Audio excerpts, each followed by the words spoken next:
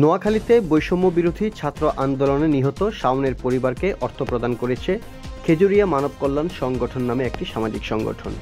এর মাধ্যমে সংগঠনটির উদ্বোধন করা হয় শুক্রবার ২৭ ডিসেম্বর নোয়াখালী জেলার সেনবাগ উপজেলার কেশারপাড় ইউনিয়নের খেজুরিয়া বাজারের খেজুরিয়া আসিয়া খাতুন উচ্চ বিদ্যালয় মাঠে এ অর্থ বিতরণ করা হয়।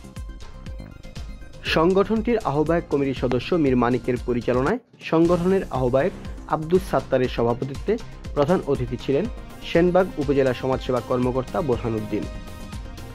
বিশেষ অতিথি ছিলেন চট্টগ্রাম কলেজের অধ্যক্ষ আবু তাহের ভূঁইয়া, কেবিএমসির চেয়ারম্যান আবুল কালাম ব্যাপারী, কেশারপাড় ইউনিয়নের চেয়ারম্যান আব্দুল হক সুমন, ছাতারপাইয়া ইউনিয়নের চেয়ারম্যান আব্দুর রহমান, খেজুরিয়ার বিশিষ্ট সমাজসেবক আবুল হাশেম খন্দকার, বিশিষ্ট ব্যবসায়ী ও সমাজসেবক মোমিনুল ইসলাম মানিক।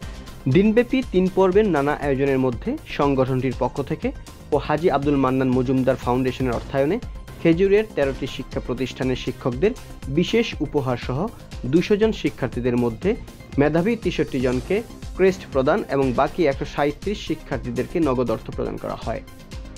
এছাড়া সংগঠনটির আয়োজনে ৫টি শিক্ষা প্রতিষ্ঠানের ১০ জন শিক্ষকদের উপহার সামগ্রী বিতরণ সহ কেশারপাড় ইউনিয়নের মোট ৪৩টি শিক্ষা ও অনলাইন ভিত্তিক স্বেচ্ছাসেবী সংগঠনকে ক্রেস্ট প্রদান করা হয়।